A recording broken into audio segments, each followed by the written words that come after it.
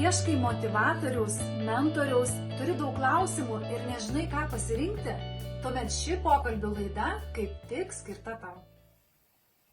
Labas, sakau tau ir ačiū, kad pasirinkai mano pokalbių laidą, kurioje kalbinu skirtingus mentorius.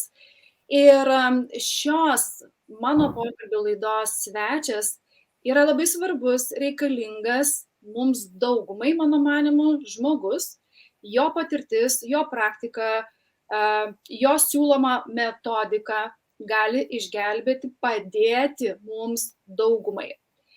Tai yra Lina Bružienė. Labas, Lina. Labas. Neuros asmeninio tobulėjimo mentorė, neurodokatorė, pradinių klasių mokytoja.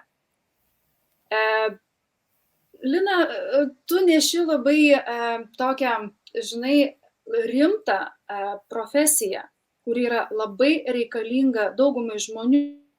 Kiek aš pastebiu komentarų, žmonės, kurie yra paieškose, turi begalę daug įvairių ir skirtingų problemų, susirūpinimų. Tokie, kurie padeda, kurie tai yra neleidžia realizuoti savęs, savo gyvenime ir džiaugtis tą kasdienybę. Paprastais, natūraliais dalykais. Atrodo, žmogus praranda viltį, nebežino, kas kur darosi. Ar gali truputėlį papasakoti apie save ir apie savo veiklą? Na, turbūt pradėsiu nuo to, kad esu pradinių klasių mokytoja, tai 25 su trupučiu jau metų dirbu su žmonėmis, su vaikais, su suaugusiais. Ir kuo toliau, tuo labiau matau, kad daug mes susiduriam su emocijomis, kurių mes nemokam suvaldyti ir nemokam išveikti. Tai kaip turbūt daugumos 40 metų amžiaus žmonių ateina krizė, ne, kaip sakoma ten. Ir pas mane irgi atėjo toks laikotarpis, kai galvoju, aš jau užauginau vaikus, kaip ir viskas tvarkoj, dirbu ten mėgstamą darbą, bet kaip ir tobulėti daugiau nebėra, kur viską esu pasiekusi. Ir galvoju, viskas, ką aš daugiau galiu ten gyvenime nuveikti. Ir netyčia mano gyvenimą atėjo seminaras Neuros, ir kurio metu aš iš tikrųjų supratau, kad aš dar galiu kažką tai padaryti ir kažką tai nuveikti. Tai pirmiausia, kas mane išlaisvino iš to tokio nevilties ir nusivylimo, tai pamatymas, kad tu ne tik čia gali padaryti, kad tu gali dar ir ten, ir kažkokias tai veiklas dar kitas pradėti daryti. Tai aš visada norėjau būti psichologė. Aš visada svajojau padėti žmonėm susitvarkyti su visokiam problemom ir labai norėjau būti psichologė, bet man kažkodėl tai Dievas neleido šito padaryti. Ir aš šiandien suprantu, kodėl. Nes mokydamasi dabar aš atradau tokius metodus, kurie padeda daug efektyviau, daug greičiau susitvarkyti su įvairiausiais emociniais blokais, kuris iš tikrųjų labai sunkiai žmonėm einasi gyvenime su to susitvarkyti. Nes kartais reikia ir metų, ir 20, kad tu praeitum kažkokius tai metodus ir tik tai po tiek laiko kažkas tai išsisprendžia.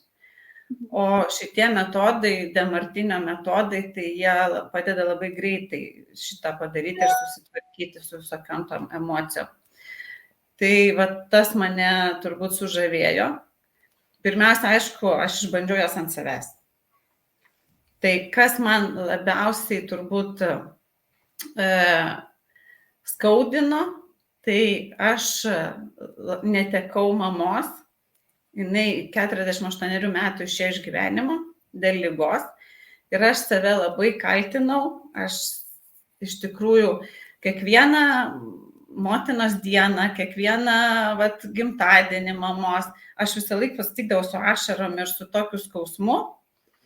Ir tai truko 15-17 metų, kol aš netradau šitos metodikos. Ir kai aš susibalansavau šitą sielvartą, žinokit, po tų 15 ar 17 metų iš tikrųjų šito skausmo, kai tu gali mamos dieną sutikti su džiaugsmu, su dėkingumu, kai tavo akyse ašaros iš meilės mamai, o ne iš skausmo, kad jos neturi, tai turbūt vienas geriausių dalykų gyvenime, kas nutiko man. Tai vat, iš tikrųjų metodas, kuris labai greitai padeda su sielvartu susitvarkyti, nes mes daug ko netenkam. Ir artimų žmonių, ir gyvūnėlių, ir daiktų kažkokių tai. Ir mums tai skauda. Ir va tą skausmą mes iš tikrųjų nešiojamės, nes nemokam su juo susitvarkyti. Ir kai tu va tą gali greitai per porą valandų susitvarkyti ir tada šypsotis pradėti, tai čia kažkas tai tokio nuostabaus. O Lina, o kaip žmonės ar lengvai su noru kreipiasi turėdami problemą? Nesakyčiau, kad lengvai, nes mums iš tikrųjų į skaudžius dalykus eiti, mes nenorim.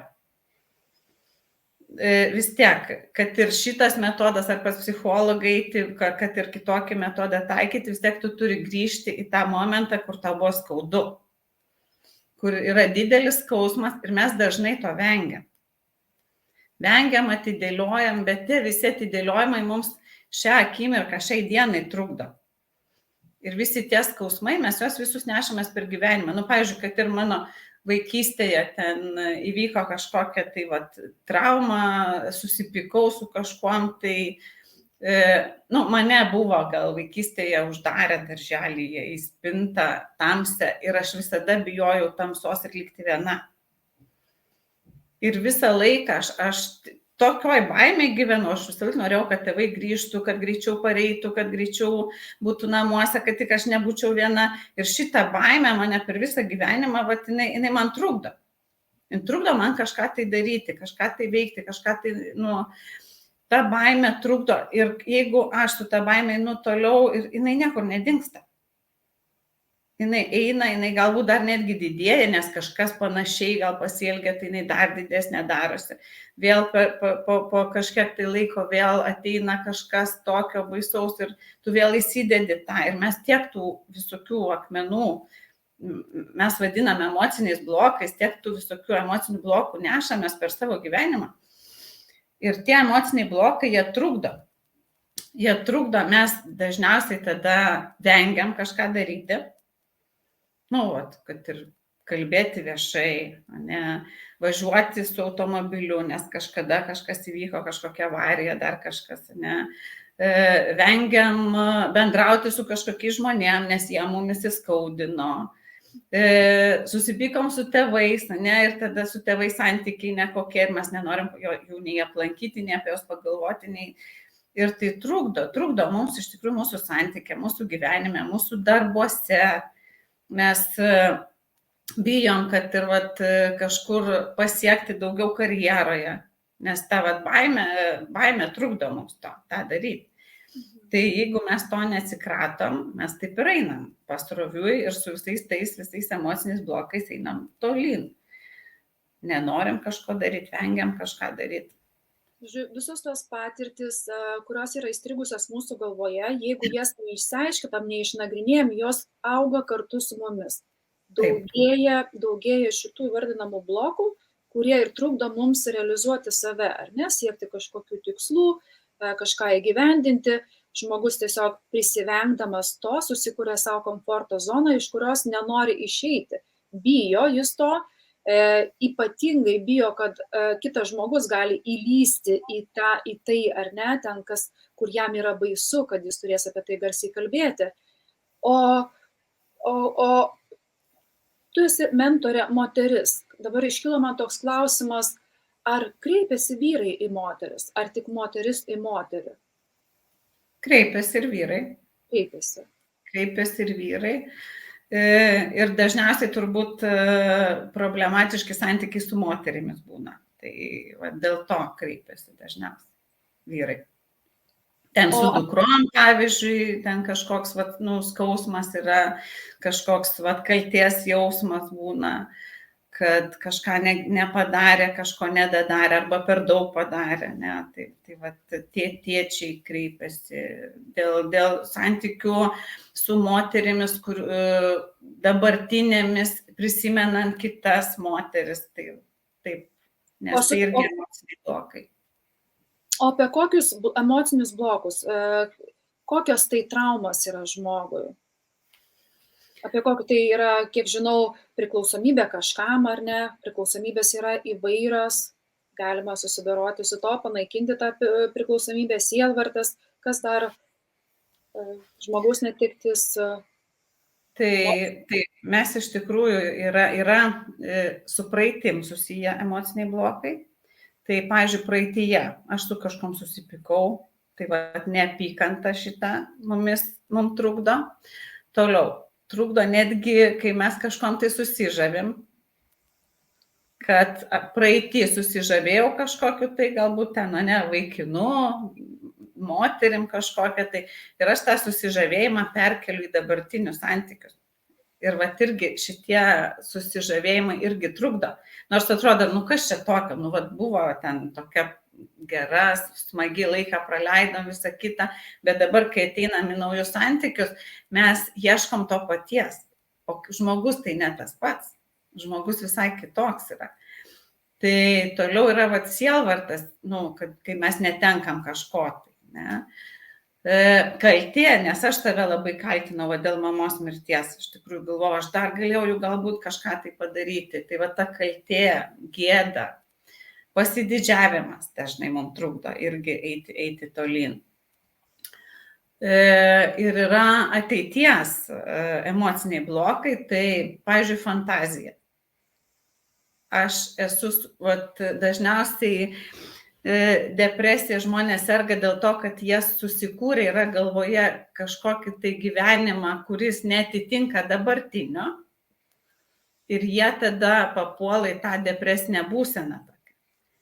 Tai ta fantazija irgi, kai susibalansuoja, nebelieka tos baimės arba mokosi dabartyje gyventi. Nebefantazuoja, kad mano gyvenimas čia yra prastas, o galėtų būti toks ir anoks, bet mokosi dabar čia būti ir išgyventi. Dar ateities yra baimės. Mes dažnai bijom kažkas ateity, kad įvyks. Tos baimės trukdo mums. Dažnai. Pavyzdžiui, aš bijau numirti. Tai yra ateities baimė? Taip. Nes mirtis irgi yra, ir gerai, ir blogai. O yra dar viena tokia labai paklausi žmogaus būsena, gal taip geriau reikėtų pasakyti, problema, panikos atakos. Begalė žmonių yra, kurie turi panikos atakas, ieško sprendimo būdų. Esu pakliuvusi tokią grupę, kur žmonės vartoja vaistus, vieni nebepadeda, nori stipresnių, prašo pagalbos, išsigelbėjimo. Esu bandžiusi padėti tokias konsultacijas, panašaus pobūdžio, kaip jūs suteikėt tokią pagalbą, bet žmonės nelabai linkę priimti tokią pagalbą ir man susidaro įvaizdis, kad lengviau išgerti tabletę, negu pasigilinti į save, į tą problemą. Ar taip? Turbūt mes iš tikrųjų visi ieškom tų tablečių, ne, ten svorį numesti išgėriau, nieko nereikia daryti, ne, ir numečiau svorį, tas pats ir čia irgi, lengviau yra išgerti tabletę ir man palengvėjo, bet tai palengvėjo tik laikinai, kaip ir dėl svorio metimo, laikinai ta tabletė. O tas, ar mes norim laikinai tik tai, ar mes norim visam gyvenimą atsikratyti kažko. Tai kiekvienas, aišku, mes renkamės, ko mes norim. Ir priversti per prievartą mes to padaryti negalim, žmonės patys turėtų rinktis, ką jie nori daryti. Su moterim, kuri turėjo panikos atakas, priepuolius į darbą, net stresavo eiti Tai mes pradirbam ir jinai dabar su šypsena ir su dėkingumu eina į tą darbą, nors galbūt jisai ir nėra tas, kaip čia sakyti, tobulas darbas, kokį jinai norėtų, bet nebėra tos panikos, kad aš šiandien vėl atsikėliu ir vėl turiu eiti į darbą ir sutikti ten žmonės, kurie mane visiškai trikdo. Ar ši moteris visiškai ir nebevartoja vaistų? Ne. Wow. Super. Tai su kitu žmogum iš tikrųjų, dar irgi aš pati negalėjau patikėti, kad taip galima, kad net seksualinė prievarta susitvarkyti taip, kad tu žiūrėtum į šitą įvykį, matytum jį, kad jisai vyko, bet nebeturėtum tos įtampos tokios didelios, kokią nešiojasi žmonės. Kad iš vis net neturėtum įtampos. Kad žiūri į tą įvykį ir su šypsena žiūri. Tai man čia buvo turbūt vienas tokių stipriausių išbandyti save, galimybių, išbandyti tos metodikos. Tai kai žmogus turėjo seksualinę prievartą ir mes pradirbom, aišku, ne iš pirmo karto čia tai pavyko, bet žmogus sako, aš dabar taip lengvai jaučiuosi. Tai aš džiaugiuosi, iš tikrųjų džiaugiuosi, nes pirmiausia, aš tos metodus pritaikau savo. Tai nes irgi, kai dirbi mokytoja, tų stresų yra ir žmonių sutinki įvairių, tai irgi nelengva eiti per gyvenimą ir pačiai iš tikrųjų susitvarkyti. Atrodo, pareini, sunervino kažkas, tai ir tu esi įtampoje ir nežinai, ką daryti. Tai galvoju, kaip gerai, kad galiu dabar pasimti lapą, sėsti ir pritaikyti šitą metodą. Ir vėl tu gali eiti toliau su šypsena. Ir ne tik su šypsena, bet tu netgi, tas emocinis blokas tarsi yra toks kaip guma, ne? Kaip mes turim gumą ir pririšęs vieną širdį prie kito širdį. Tai mane įskaudino kažkoks vaikas, supykdė mokykloje. Ir šitas metodas, tai toks tarsi nutraukia šitą gumą. Jis nebepririša nei to vaiko prie tavęs, nei tavęs prie to vaiko. Tai tu emociškai lieki stabilus. Tai čia vienas turbūt geriausių dalykų, kaip gali savo padėti. O kaip įmanoma susitvarkyti su žmogaus netektimi? Nes esu girdėjusi ir per interviu, ir pati esu kalbėjusi su žmonėmis, kurie yra netekę savo artimo žmogaus ir jie labai labai skaudžiai priima ir praktiškai neįmanoma atrodo rasti žmogui kažkokių paguodo žodžių, nes ką pasakai, kaip norėtum paguosti, žmogus skaudžiai priima netgi paguodos žodžius ir sunku tikrai susikalbėti. Tai kaip įmanoma tai panaikinti? Vis dėlto yra tie fizikiniai dėsniai, visatos dėsniai, kurie veikia mūsų gyvenimą. Ir ar tu juos supranti, ar nesupranti, vis tiek jie veikia. Tik tai mes tos fizikinius dėsnius, kartais nežinom, kartais jų nematom, kartais net nepagalvom, kad tokia yra, nes mes esam nesusipažinę. Tai tas pats ir su netektim. Nėra gyvenime, kad tu ko nors netektum. Žmogus yra energija, tai žmogus išeidamas, jisai tą energiją vis tiek palieka. Palieka tik tai kažkur. Ir mes dažnai tą energiją norime matyti viename žmoguje, bet netekus to žmogaus, ta energija kartais išsiskirsto. Kaip, pavyzdžiui, aš mamos netekau, tai mano gyvenimas sugrįžo teta, kuri yra dabar man kaip mama, turėjau uošvienę, kuri buvo kaip mama, tai kiti žmonės, tai, ką mano mama man duodavo, tai atneša dabar man kiti žmonės. Bet mes to dažnai nematom, nes mes susikoncentravę esam į tą vieną žmogų. Tai kai tu pamatai, kad tu netekai, o turi, Va, tada tu lieki dėkingas, nes supranti, dėl ko pirmiausia išėjo tas žmogus, nes irgi dažnai mes galvom, nu kaip, tai va, aš tokia, ne, kaip, va, mama išėjo ir aš tokia, Dieve, nu tokia jauna ir ten, nu kodėl, va čia dabar taip turėjo, galėjo gyventi ir gyventi, mes dažnai taip sakome, ne.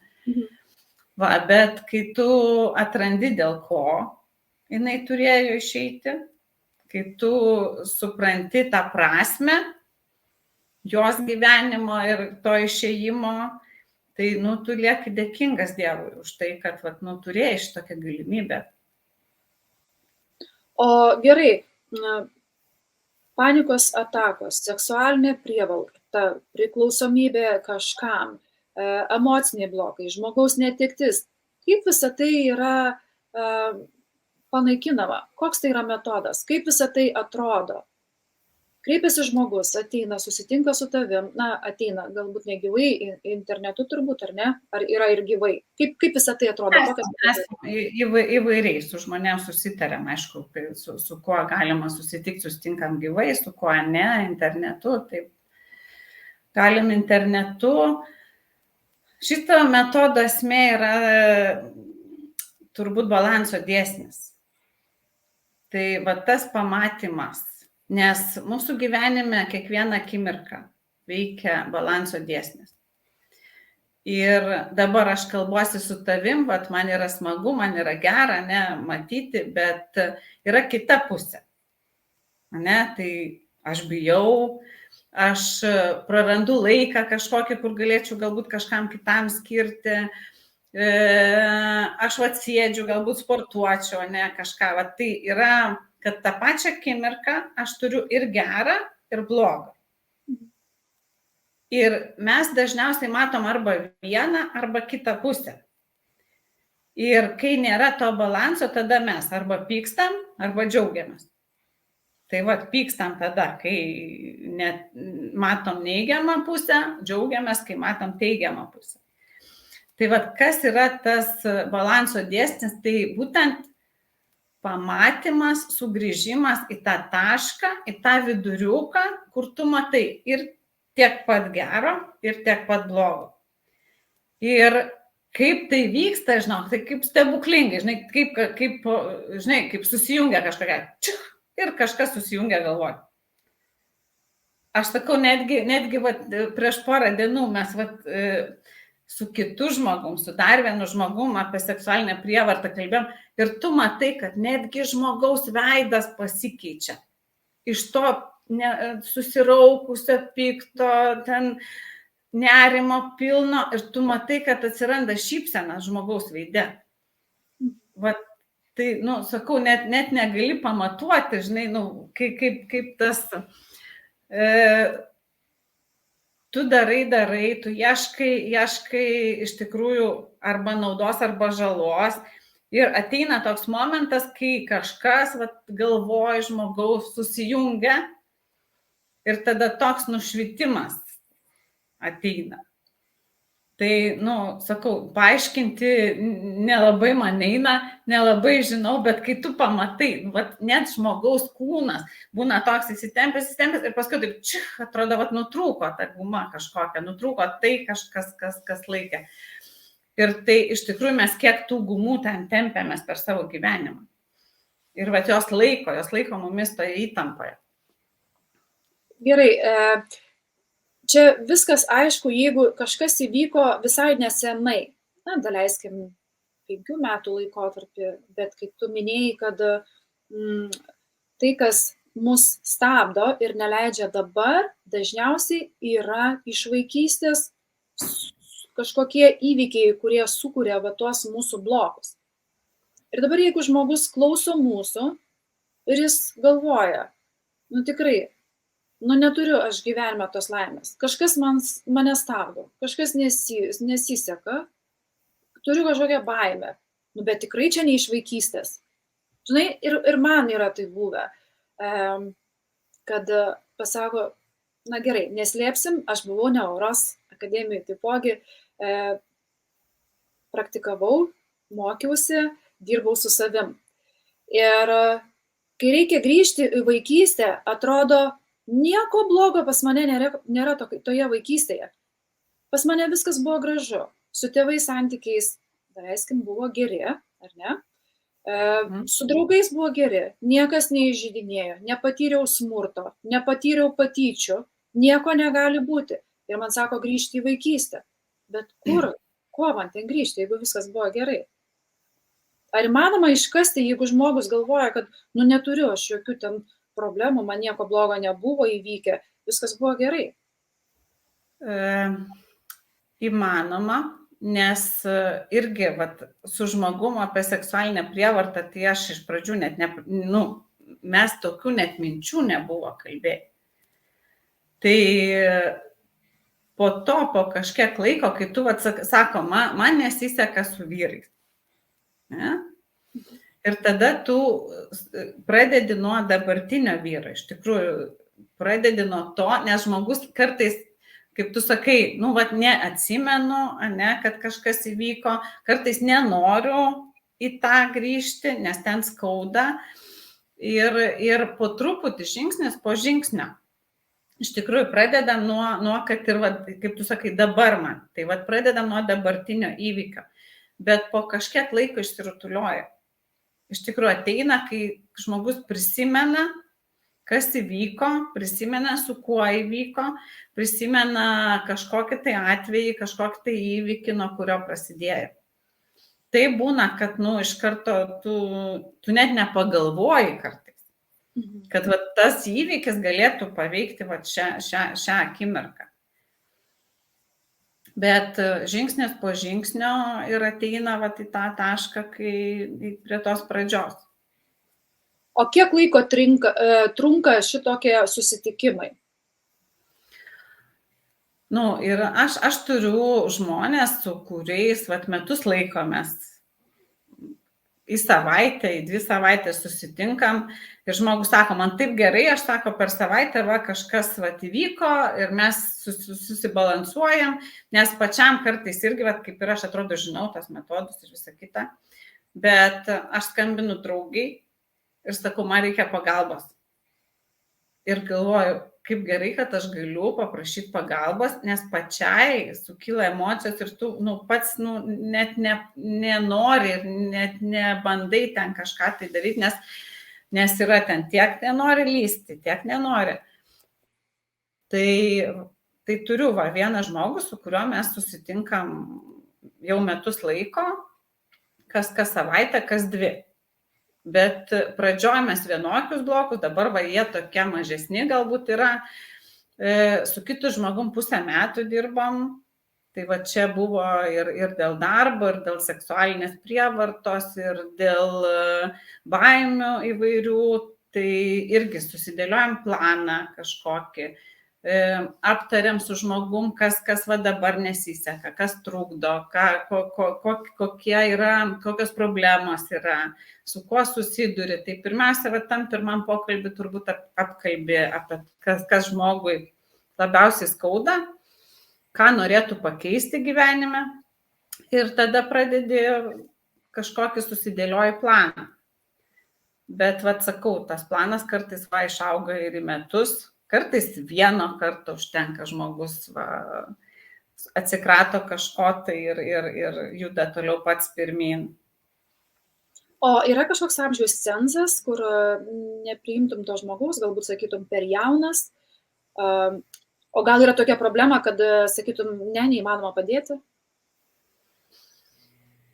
Turbūt neįmanoma padėti tik tuo atveju, kai žmogus pats nenori.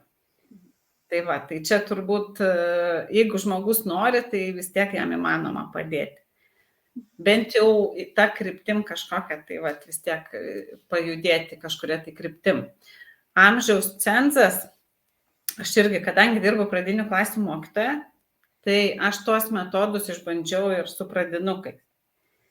Tai jie veikia ir su pradinukais. Kokie tai metodai? Būtent Demartinio. Mes dėl pykčio su vaikais kalbėjom, dėl baimių į baseiną lipti, vandenį. O kaip tai vyksta?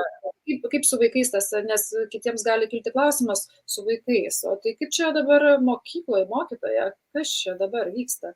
Kaip vyksta tas metodas? Mes iš tikrųjų su vaikais mes kartu, kartais visa klasė susėdam ir ten sakė, viena mergaitė, sako, man nereikia į baseiną, aš čia viską moku, viską sugebu ir dabar čia toks kaip ir priešiškumas tam baseinui buvo. Ir mes ieškojom, kodėl naudinga būtent eiti į tą baseiną, kad jisai ne tik tai šiai akimirkai padės. Tai irgi tas ieškojimas naudų, kai mes kažko nenorim. Pavyzdžiui, man nepatinka šiukšlės išnešti, nepatinka indus plauti, ne? Tai kai mes paieškotumėm, kodėl naudinga man, pavyzdžiui, ten tas šiukšlės išnešti, ne? Kad ten pas mane namuose švaru, kad pas mane kvapas geras, ne? Kad nebus kažko, tai ir tų 20 naudų, kai paieškai, tai tau tos šiukšlės netokios jau sunkios ir pasidaro, tu gali grinu orų pakvepuoti, nesusitikti kaimynus gali, ne? Ten atrasti kažkokių tai naudų, kurios padės tau tas šiukšlės išnešti. Tai tą patį ir su vaikais mes dar, jiem kažkas nepatinka šokti. Tai ieškai irgi, kaip tas šokis jam padeda. Nes mes dažnai, mes iš tikrųjų, mes privalom kažką tai padaryti, kaip ir vaikai, jie turi eiti tą pamoką. Bet, kartais jiems sunku ir iš tikrųjų ten futbolistas, jam dabar šokus eita, ne, kažkaip, tai irgi bandai ieškoti būdų, kaip padėti vaikui, be to streso, be baimės, be įtampos eiti į tas pamokas, kurios nepatinka. Netgi vienas berniukas buvo, su kuriuo kalbėjom, apie tai, kad man niekas nepavyks, man niekas neišeis, man tik pradeda daryti ir viskas man jau neišeis, nes net nepradėjo kažką daryti, net nepradėjo kažkokių žingsnių žengti. Tai mes su juo kalbėjom ir jisai, sakau, kas tu sakė, kad tau nepavyks? Sesė man visą laiką sakė, tai ieškojom, kodėl naudinga, kai man nepavyksta. Nes kai nepavyksta, irgi yra naudinga. Kai mes padarom klaidą, irgi yra naudinga. Tik mes dažnai bijom to. Bet aš kaip mokytoja turbūt, daugiausia tas klaidas ieškau. Taip. Bet tas klaidas ieškau ne dėl to, kad tau pasakyt, kad, tu toks dabar blogas ir tu čia padarai klaidą. Bet dėl to, kad tu pažiūrėtum į tą klaidą ir pažiūrėtum, kaip galėčiau ją ištaisyti. Kaip galėčiau ją pakeisti, kaip kitą kartą to nedaryti, ne? Tai mes suaugę galbūt, labiau suprantam, kad, padariau klaidą, bet tai yra man pamoka. Tai aš irgi dabar daugiau galbūt ne klaida sakau, o pamoka, ką mes iš to išmokstam. Tai irgi, kai man sesė sakė, berniukui sesė sakė, kad tu kažko nemoki, tau nepasiseks, ką tu darei po to, sakau. Sako, aš stengiausi. Tai sakau, pažiūrėk, tu žingsnius darei, tau sesė padėjo daryti žingsnius. Ir žinok, kai susibalansavom šitą įvykį, mes rašėm diktantą, tas vaikas, kuris niekada neparašydavo be klaidų, parašė diktantą be klaidų vienintelis klasėje. Tai man čia buvo toks, galvoju, netgi taip veikia šitas metodas. Lina, jeigu būtų mano vaikai dabar maži, aš būčiau norėjusi tikrai, kad jūs būtumėt mano vaikų mokytoja. Ačiū už gražius žodžius. Ačiū už tokią misiją, už tokį darbą atliekamą. Tai tikrai yra labai reikalinga ir linkiu, kad kuo daugiau būtų tokių mokytojų. Būtų tikrai nuostabu, būtų labai gera ir vaikams būtų smagiau eiti į mokyklą, pabaigti mokslus, atrasti save būtų lengviau, nes dabar tikrai vaikams labai sunku atrasti save, labai pasimeta, kai baigia mokyklas, nes nežino, kur nori save atrasti, trūksta pasitikėjimo ir galų gale ir geresniais įvertinimais baigtų netgi ir tas mokyklas, ir tėvams ramiau, nes mokykla iš ties duoda naudos. Tai, aš sakau, Lina, tavo paskirtis yra tokia reikalinga visiems žmonėms ir aš taip linkiu visiems žmonėms būti drąsesniems ir pabandyti, paieškoti problemos sprendimo būdo kitokiu būdu, nesigriebti ekstremalių tokių sprendimo būdų kaip vaistai, neduok Dieve pakelti ranką prieš save arba dėl savo kažkokių tai nesėkmių kaltinti kažką kitą, ieškoti kaltų, pabandykite išsiaiškinti, pasikalbėti su žmonėmis, kurie siūlo tokius nuostabius sprendimo būdus, kurie, tau tikrai nepakenks. Tu sužinosi labai daug gražių dalykų, kurie tavo kasdienybę pavers visiškai kitokią, įvesti tavo kasdienybę daugiau spalvų, džiaugsies gyvenimu, išmoksi džiaugtis gyvenimu. Ir Lina, gal dar gali papasakot kokią nors nuostabią istoriją? Man taip įdomu išgirsti iš kiekvieno mentoriaus kažkokią istoriją, kuri tave sužavėjo. Na, su tuo vaiku, tai tikrai čia buvo nuostabios istorijos, bet gal ir su suaugusiais žmonėm kažkas tai įvyko, kur tu sakai, wow, nejaugi tai prie to pokyčio prisidėjau ir aš, kaip faina, kaip gera. Tai tavo visa širdis džiaugiasi, kai kūnas šiurpuliukais nueina iš to malonumo, kad žmogui taip galėjai padėti.